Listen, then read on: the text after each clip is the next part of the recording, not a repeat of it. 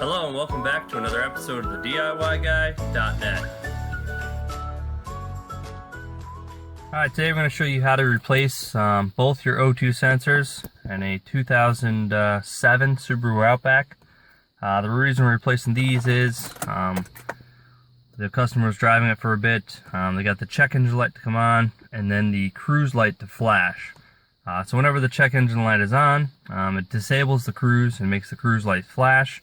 That way you're more apt to take it to a place to get it repaired. So when we plug in our scanner, this is the code we came up with, a P2097, post catalytic fuel trim system to rich. So post means after the cat, so it is the rear O2 sensor on this vehicle. This is not a California car, so it only has the two, a post and pre-cat. The pre-cat they're calling an air-fuel ratio sensor, which you'll see when we actually unpackage the new one. So I'd say probably about 70% of the time replacing the rear O2 sensor will take care of this code. The other 30% of the time it's actually replacing the front O2 sensor, or the air-fuel ratio sensor, that'll actually get rid of this code because it's telling the computer false information and making the rear sensor go a little crazy. But in this video we're going to replace both sensors, the post and pre sensor. So something I want to mention, we're replacing O2 sensors. Try to get the OEM ones. It does make a difference, especially with these Subarus. So we have two brand new Denso ones. We'll show you the package and the part number when we open them. These people actually bought a generic one, or one that is a direct fit for this year make and model Subaru. You know, for whatever the 80 bucks rather than the 120 or 125, whatever the Densos are. Thinking they were saving some money and getting the same kind of thing. They installed it themselves, so it was all plugged in correctly, installed correctly. The car had a hard time starting. When they came to a stop, it would stall out sometimes. It was hard to maintain and idle. It actually caused like 4 or 5 more check engine lights. The car ran like total crap. So what they ended up doing was putting the OEM sensor that they removed and replaced back into the car and driving it over to us. So another reason we're going to replace both O2 sensors is it's got about 213,000 on it, and this just had head gaskets go bad and head gaskets replaced. So the coolant was traveling through the exhaust system, obviously getting on the O2 sensors. So we just want to be safe and make sure they're not going to have the same problem, or in a couple months have to replace another O2 sensor because of the coolant going through the exhaust system. So that's the reason we're going to replace both O2 sensors. Like I said, 80% of the time, 70% of the time, you can get away with replacing the rear O2 sensor, as what the code calls for. But that other 30%, it's going to be your front O2 sensor, that air-fuel ratio sensor, giving the computer the incorrect information, causing that code. So we'll go ahead and open the hood, and we'll locate the O2 sensors. Alright, so the first thing we need to do once we get the hood open is grab a 10mm wrench, or 10mm socket and ratchet, and go ahead and remove the positive side of the battery cable. There's two reasons we're going to do this. One is to reset the check engine light, and the second is to actually reset the computer. That way when we have the new sensors installed, it can learn its new fuel trims and have a good base to go with. So we're going to go ahead and grab that ratchet and remove the positive side of the battery.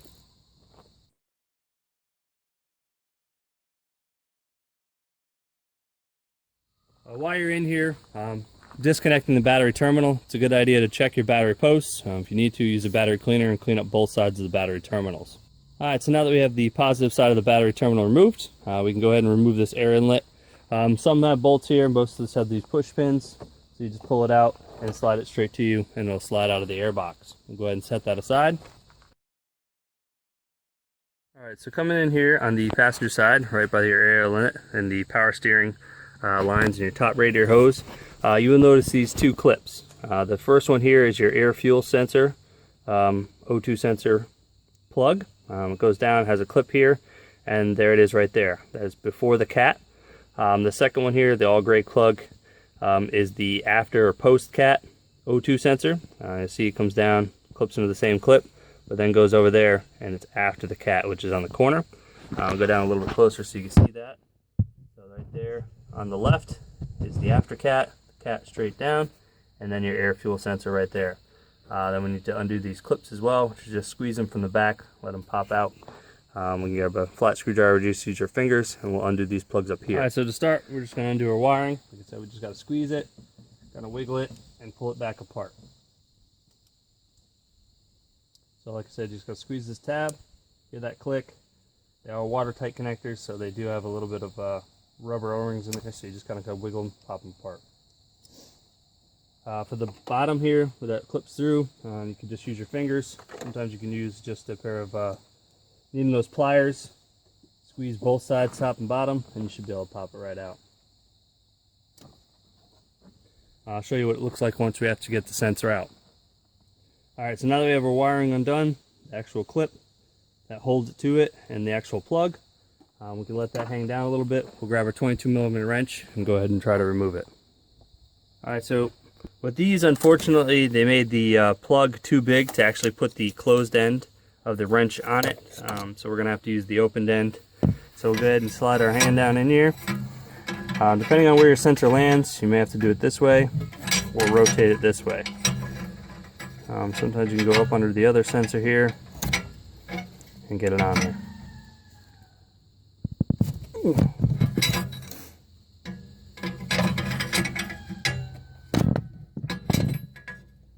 So you see, I'm just going to keep flipping the wrench so I can get the most turn out of it as possible, so it doesn't take me that long to remove the sensor.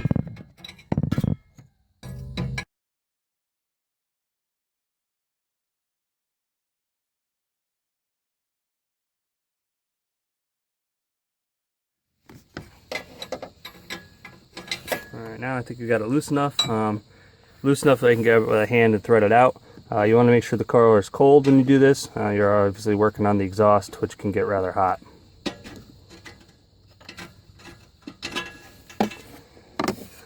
So we got the old one out. That's what it looks like. We'll go ahead and grab the new one. Alright, so we got our pre-cat sensor removed, or the air fuel sensor removed. So this is going to be our new replacement one up front. Like I said, it's a Denso. The air fuel sensor is the pre-cat O2 sensor. This one here is the oxygen sensor, which is going to be the rear O2 sensor after the cat or post O2 sensor. So the part numbers on those are going to be a 234-9123 for your air fuel ratio. And then the other one here, the post or after cat one O2 sensor, is going to be a 234-445. Unpackage our air fuel sensor and go ahead and thread it in. You want to make sure you put anti-seize on them if they don't come with it. I believe the Denso does with the copper stuff in it. And there's a couple differences between buying an OEM one and an aftermarket one. We'll go through it when we open it up. So we open our new one here. So like I said, the factory one here comes with some copper anti-seize to put on those threads. Not sure if it comes with any on it yet. It looks like it has some. But it also has the clip, and it also retains that factory heat shield. If you're buying some of the aftermarket ones, it doesn't have the heat shield, and some of them don't even have that clip to clip your wire back to where it needs to go. So another thing you get with the factory O2 sensor versus another one that's an aftermarket one. So we'll go ahead and unpackage this and get ready to thread in.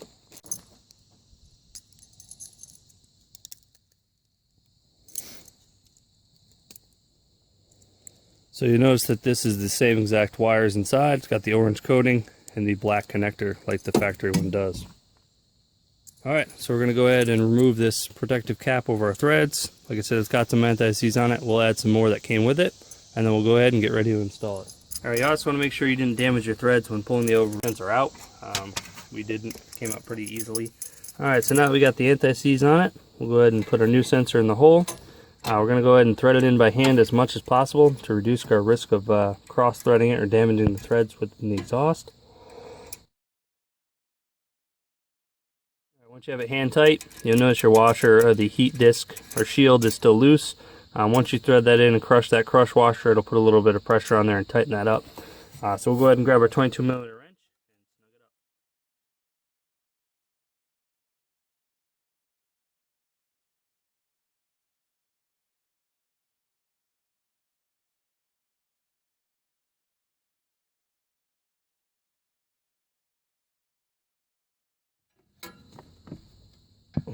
Alright, it's pretty much snug. We'll give it a little bit more.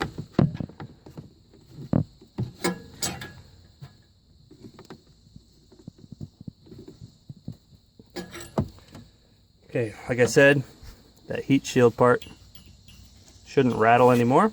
We'll go ahead and back out. We'll re-put our connector back together. Our clip. Just a matter of pushing that tab right through there, getting it facing the right way, and pushing the clip in. You heard it just click. We'll come back up. So we'll come back up to the clip, make sure it's facing the right way. Go ahead and hold our other connector here, and then push them together. We should hear that nice click to make sure that they are locked together. Alright. Alright, so now that we got the front or air-fuel ratio sensor installed, we can go ahead and undo our wiring for the rear or post-cat O2 sensor back there. We're going to probably try and go through the fender well or wheel well to remove that one. So just double check, make sure your wires aren't touching anything they shouldn't be. And like I said, make sure that clip is in there, pull it out, make sure it's tight. We'll get your connection up here, make sure that's tight as well. Our front one is all reconnected. We'll go ahead and undo our back one. You can push this tab right here on the top, then you should be able to pull and wiggle out this other rear O2 sensor connection. We'll get that apart.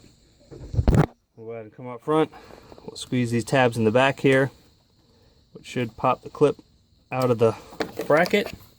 And now we're ready to remove the rear O2 or post O2 sensor. We're going to go inside the fender well, undo that clip, and remove that plastic inner fender lining. That way we can get to it with the 22mm wrench and remove the rear O2 sensor.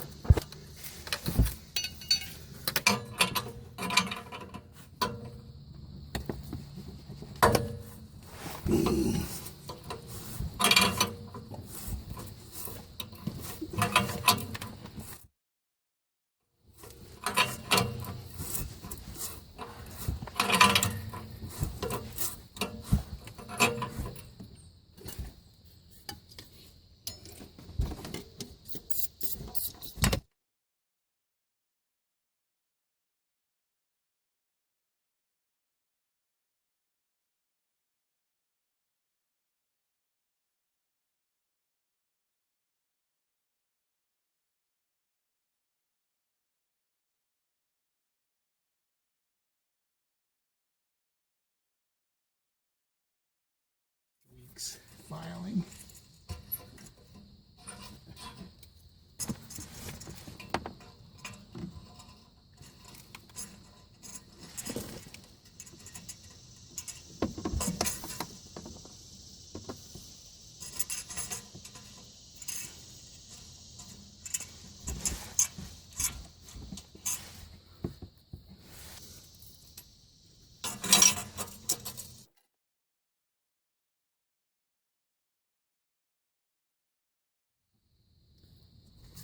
We'll be real quick just so you can see what we're doing.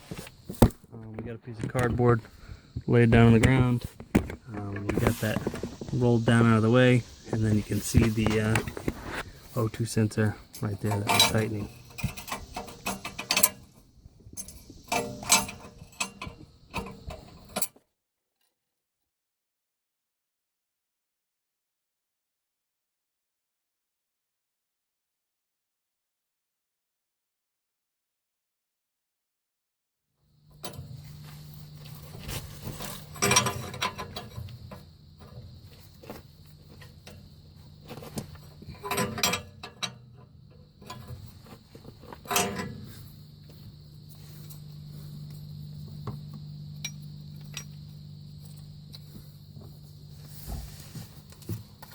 Alright, so now that we got the new sensor installed, we're going to go ahead and set the wire kind of right on top. That way we can reach down from the front and go ahead and grab it.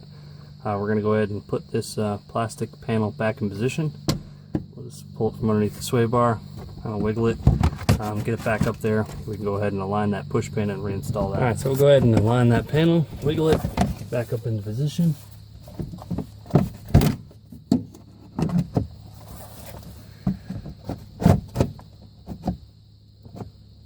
We'll align that hole, grab the push pin, and reinstall it.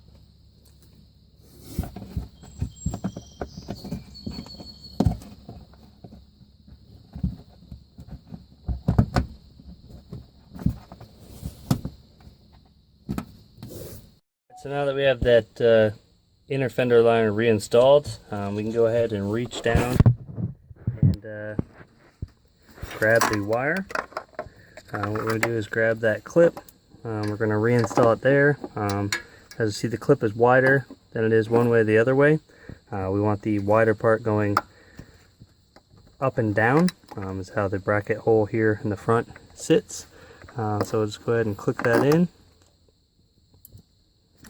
Like I said, you can give it a wiggle, pull it real quick, make sure it's locked in. Then we'll go ahead and grab the other end of our sensor and then connect it to our gray plug, which is right here next to our other plug. So we'll just hold the other end of the plug, make sure we got it facing the right way with the tab and the ears up. We'll go ahead and push it in. You should hear it click and lock in. Alright, now we have both clips clipped in and we know they're tight. They're on the little bracket that holds the clip in position. We have the two clips on our wires, holding our wires tucked into that bracket that's right in front of the engine, making sure that they can't get swung out of the way, hit the exhaust, or get tangled into something else. They're nicely secured in that bracket. We got both the orange, the pre-cat or air fuel sensor, snug down and tight. The crush washer's crushed. The little heat shield or disc that's around the air fuel sensor doesn't rattle anymore, so we know we have it tight enough. We have the rear O2 sensor or post O2 sensor in nice and tight. The crush washer's crushed. Same thing, that little heat shield disc is snugged up. Now that we crushed that crush washer and holding it in position, we can go ahead and reinstall our air inlet here. So it's just a matter of taking this end here, sliding it into our airbox hole, and then aligning the push pins in the front.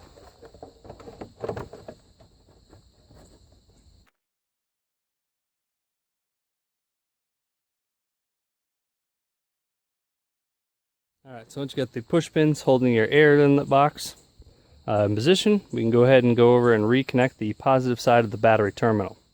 We'll grab that 10mm socket and ratchet or a 10mm wrench and go ahead and reconnect that. Like I said, when you're reconnecting your battery terminal, it's a good idea to inspect them both and see if you need to clean them.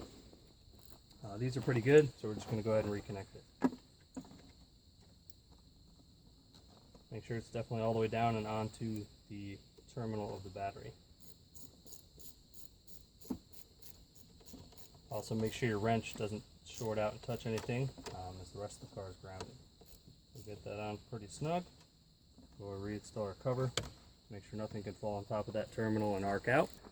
Alright, so now that we got the positive side of the battery terminals reconnected and tight, we'll go ahead and start the vehicle. We'll let it run for a little bit to operating temperature.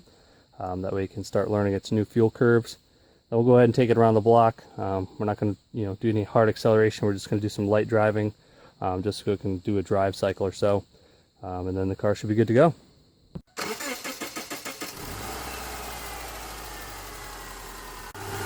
Alright, so a few things to mention when you're trying to start the vehicle. It may not start right away. Don't forget we had the battery disconnected and we put in new sensors. So it's trying to get input from those. So it may crank for a little bit before it actually does start. This one started rather quickly. So we're going to go ahead and let this get to operating temperature. Then we're going to go ahead and take it around the block, make sure everything feels good, and make sure that we can get a drive cycle into it. So that's it. We just showed you how to replace your air fuel ratio sensor or pre-cat O2 sensor and your rear or post O2 sensor in a 2007 Subaru Outback.